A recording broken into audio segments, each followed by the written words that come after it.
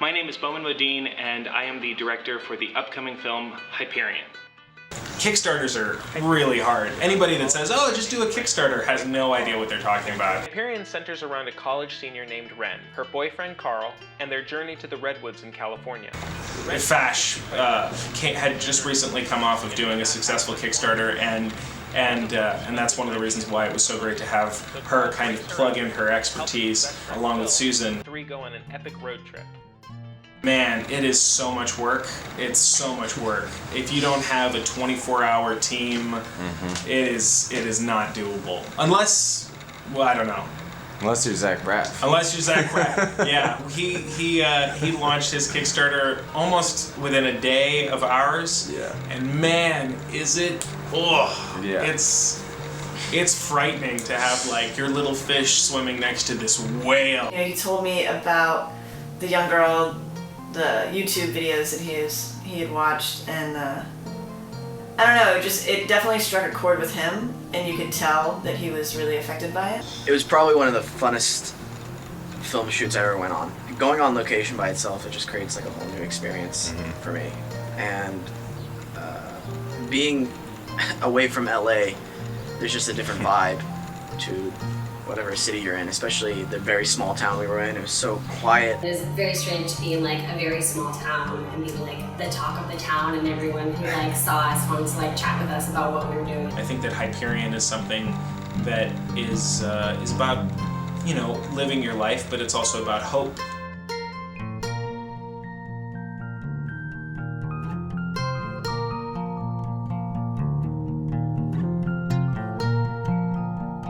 You know, it's a very different movie than what we put together in the beginning. It turned into what it was. It's not something that was, you know, me and Zach, the editor, we found the movie as it was going. It wasn't like we knew A, B, C was going to go there.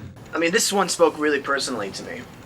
For, you know, it just did. I don't know how to explain it, and so I really wanted to pursue that. I've noticed when I tell people I have CF, they either like have no idea what it is, or that's all they think about is like people dying in the hospital. So it's like there's no middle ground, it seems, which is the nice thing about this film is, yes, it shows her in the hospital, but it also shows that she has a life outside of that, which is nice. It's really about a young man who loves a young woman who is in a situation that she doesn't like being in, so he tries to make it better. And originally when I first, you know, cobbled the script together, it was very much a kind of a dark, sad story, ending in a, you know, very depressing end in the Redwoods. But I made the decision, and I don't know, you know, I think it was the right one. I made the decision to go with the happy ending, you know, and the happy ending isn't that she's not magically cured, you know, because that doesn't exist, and I think that would have been working against the community. She ends up back in the hospital trying to get to the next leg of the journey, you know, and so that was one of those last minute decisions where, you know, do we end it in the woods where she's getting sicker and sicker and sicker because she's been away from the hospital, you know, which is a very real thing that happened. There are countless stories that I've now read about men and women with CF that leave the hospital because they want to, you know, they want to be with their friends, they want to be with their families, they hate being in the hospital, and so they run away, and it's just in the nature of this story, she goes back, you know, and that was just as important as her running away, is that she goes back. I do think that film is one of the most powerful mediums in the sense that you get to tell stories through perspectives that people maybe haven't thought of or experienced before, and to really understand what this character is going through, you know, someone who has CF. I think that it's a beautiful thing, and I love films like this, films that really let you see things from a different set of eyes. I think it's really cool. The idea of somebody who is trapped in this medical room and the idea of this disease and the concept of death and missing out on life, and you're inadvertently hurting the ones you love because of this disease, it narrows your perspective on what life is really about. When in reality, this disease is only a very small portion of what is you and what life is about as a whole. And so whenever she does get to escape and go with her boyfriend and her friend, it's opening that perspective and opening that box to, hey, this is really what life is really about. This disease doesn't make you who you are. It shouldn't make you who you are. It shouldn't be a hindrance. So that's the beauty in this film, I think. The most precious thing about it. Because I know everybody here, we all get caught up in our lives, and a lot of times our perspective narrows, but 99.999% of people who have that perspective opened, they're just kinder, better human beings, and they make the world around them more positive. I was drawn to this project because it's a girl with cystic fibrosis. I have cystic fibrosis, so that both made me want to do it more and also really hesitant to do it. A lot of the stuff you see that is about cystic fibrosis is all very depressing stuff, and I've purposely not read or seen those things because it all ends with people dying. And so when I first auditioned for it, I didn't know what the full story was because you only hear so much about the project before you get on board. But then when I read the full script, it has a very kind of uplifting message to it. It keeps all of the serious, important details about the disease, but it also shows the main character and being a person and wanting to have adventure, and I think that's a really important aspect too, that it's not just, this is such a horrible disease. It's that, no, she's a person and this is what her life is like. I have a family member that has a genetic disorder that is very akin to cystic fibrosis. And as it was strange, as I was listening to this thing on NPR, and they were talking about how there's this disease that primarily it's very lethal, and they were just talking about how it was back in 2012, the new year, they were just talking about how these kids are so incredible and how they get so much done, and they're so proactive, and it was very inspiring to hear about this. And then as I kept digging, learning more and more about cystic fibrosis, it was really strange. Two of the girls that I went to college with had it, and it's a very unusual disease because it doesn't it doesn't look like anything outwardly is going on, but it's such a difficult thing to live with, and so even when I started posting things about, we're going to do a Kickstarter and things like that, I started getting messages from, people in Florida, people in Georgia, and even in California, and just people saying, hey, I don't know if you knew this, but I had this, and I didn't know that, and so I became really, really close to learning more about this, about cystic fibrosis, and so that's why I wanted to make something almost be just like that NPR radio show did to me. I want the movie to kind of just be the place that starts somebody thinking, and then they can look and see that there's this, it's a small but very active community of people that are trying to fight this disease, and they don't have funding from the government in a lot of places. It's all very homegrown efforts, and then when we started reaching out to fundraise and everything, we found that these people also don't have really that much media around them, and media is really, it gets a bad rap for a lot of other things, but media can really open a lot of people's eyes in a very subtle and familiar way if you tell a story, rather than just try to blast it out there. So it's a movie, and I'm really happy with it. But it's also a little bit of kind of a call to action for people to just examine or do their own research basically, and to learn more about something that affects, the young people of our country.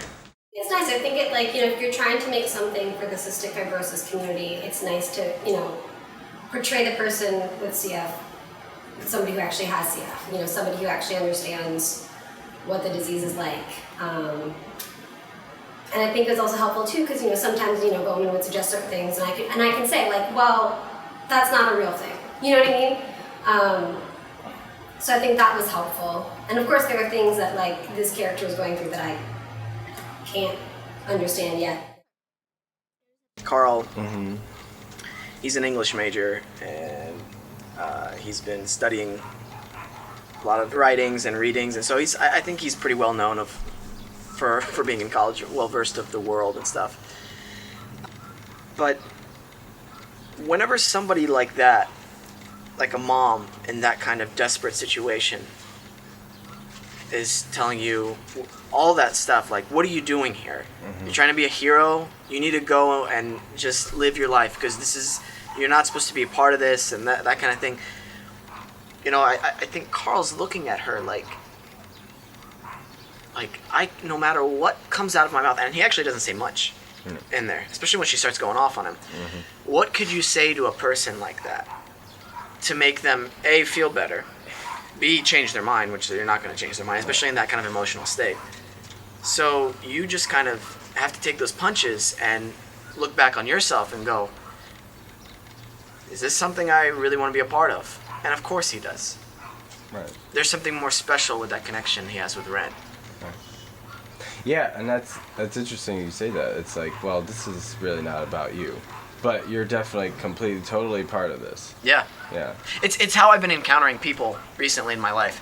So let's say I come across a bad driver in LA. Very rare. Very rare. Yes, of course. And they do the stupidest thing you could possibly imagine.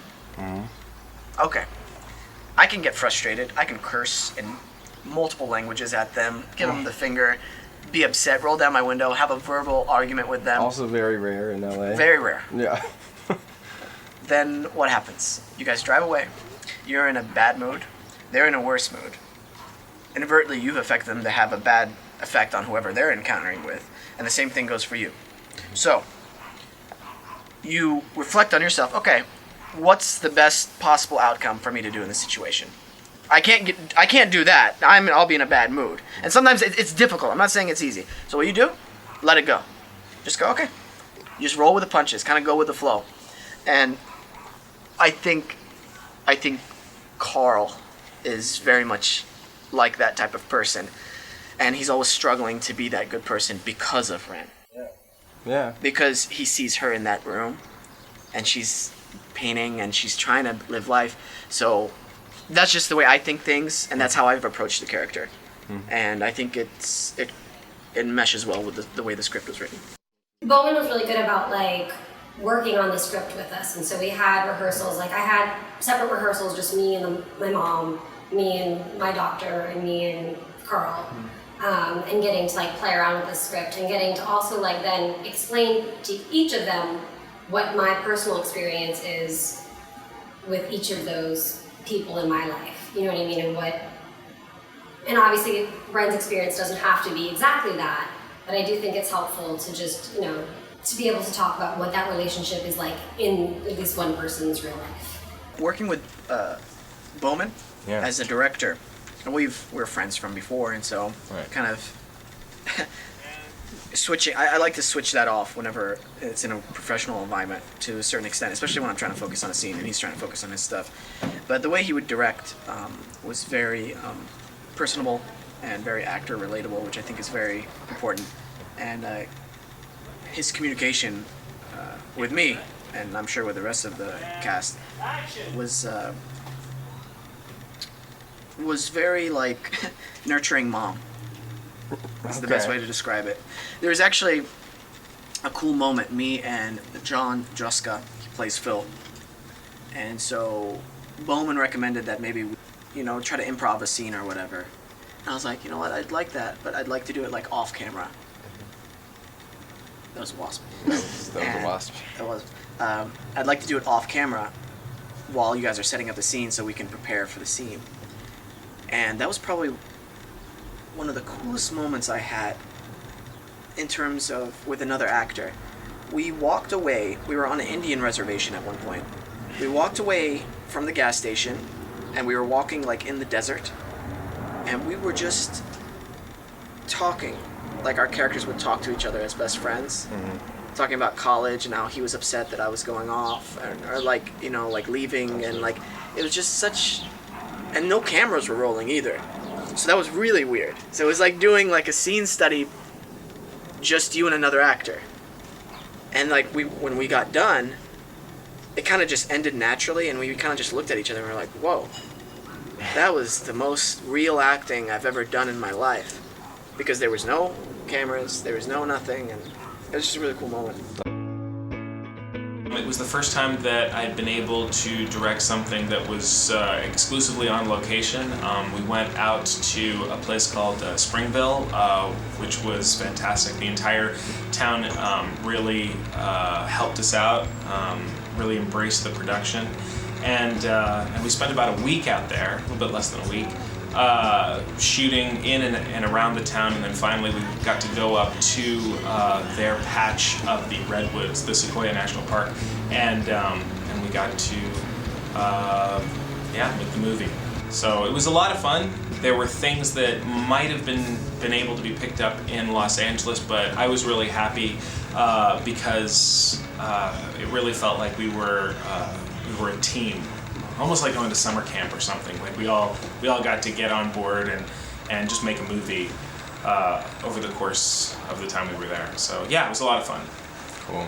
And had you ever done that before? Had you ever gone somewhere exclusively? I'd been on location a couple times on bigger movies and things like that, but nothing where I was directing something that was done exclusively on location. The other projects that I've done, a couple commercials and shorts and things like that, have all been done on, close to home. I've never actually done like an on location, stayed somewhere for a couple days. So it was fun. It was a really cool experience, and getting to go and see the redwoods was amazing. It was really beautiful. So I had never done that, and it was fun though. I mean, we rented out a hotel. We just took over a hotel, which was really neat. And everyone in Springville was so excited about us coming there that it made the experience a lot more warm than it is in LA sometimes shooting, because people are just so used to it, and there's people are kind of annoyed by it. Whereas Springville, they were all just really excited. So yeah, it was fun. Yeah. Had you ever seen the redwoods before? No. No? No, the first time I saw them was actually on a location scout with Boman in San Francisco. And Boman got in touch with a film commissioner from Tulare County, which is where Springville is, and he's the one who was like, you should come and check out our redwoods. Right. So Eric Coyne got us to come and check out the ones in Springville. And the ones in Springville were twice as big as the ones that we saw.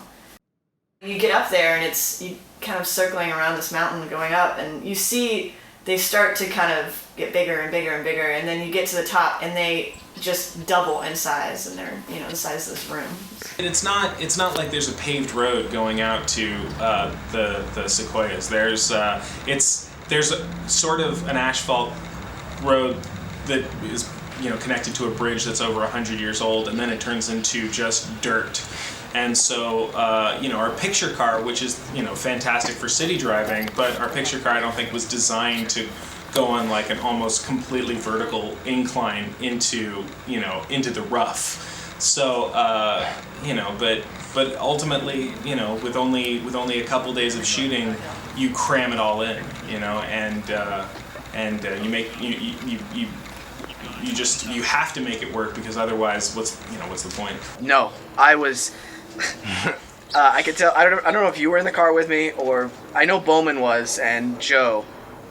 When the road to the sequoias, it's like really woodsy, and I'm a huge nature person. We're like in my garden right now, so I love nature. I love everything. So as you're getting closer and closer to the park, all of a sudden there's like one sequoia, and you're like, oh my gosh. Oh my gosh. And I kept saying, oh my gosh. Oh my gosh. And like, that was me throughout the entire entering of the park. And at one point I'm like, I'm so sorry guys. I keep saying, oh my gosh. I just can't, it's indescribable. It felt like being in Lord of the Rings. That's the only way to describe it. The enormity of those trees were just, I mean, you know, like they were, they're huge. At one point, my favorite part, one of my favorite parts, it was really foggy and misty in the morning, and I'm like looking at the tree line, and it's just, there's really tall trees, and I'm just like in awe. I'm just like enjoying the moment, and then all of a sudden the mist kind of clears, and this mammoth, this megalodon of a tree just appears through the mist, and it's like taller than all the other ones, and then it gets shrouded by the mist again. It was so like scary, and it just makes you feel like this big, really. To the people that haven't gone to the Redwoods, I mean, it's an experience very that's directly akin to like the Grand Canyon. Like, it's so big and so massive that you kind of can't really do justice in describing it. And after I visited it the first time, I wanted to come up with a reason to go back, and so that's why when me and Wesam Kish, we'd both done kind of more action-y drama, sci-fi kind of things, and we really wanted to tell a meaningful story. I immediately thought, wow, well, we could totally road trip to the Redwoods. We should absolutely do that, and we did. Right.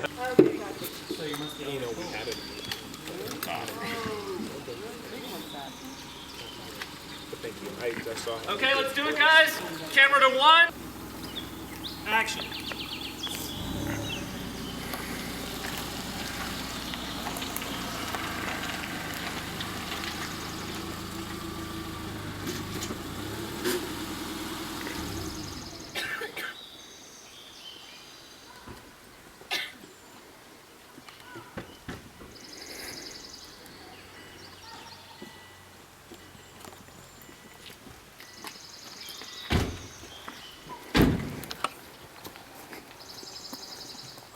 Artistically, I think it was the most beneficial to be in that remote of an area. I think if I'm going to do another independent film, I would prefer to be completely on location, like something like that, because it just, if we had done it in a studio with green screen, nothing. Yeah. I would have felt nothing like what it was like to be there. And there are little nuances that comes about whenever you're in that kind of artistically positive surroundings.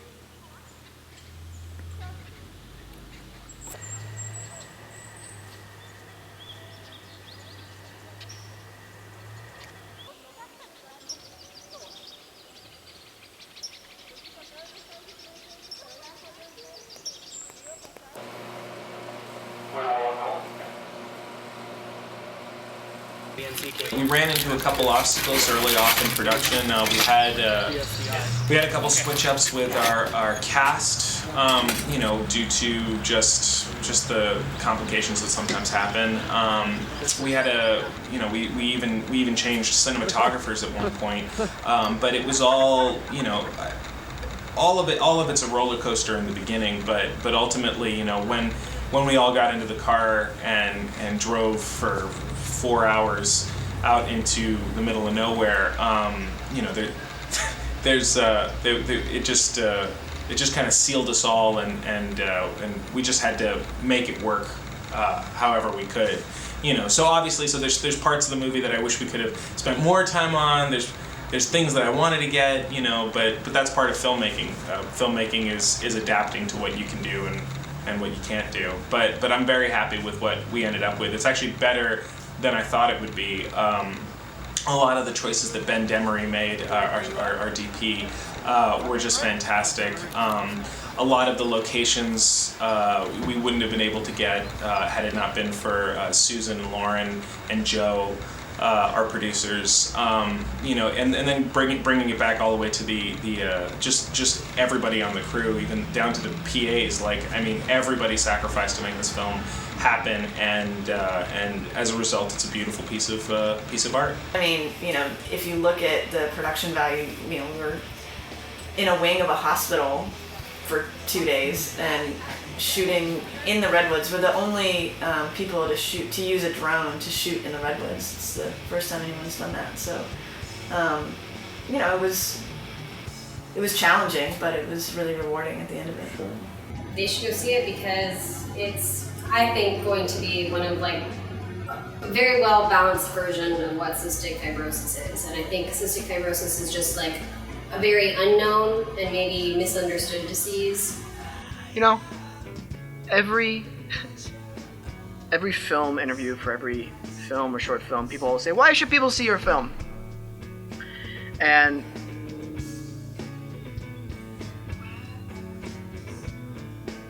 if you've ever felt like an underdog, if you've ever felt that life's being unfair, life's being too much for you to handle,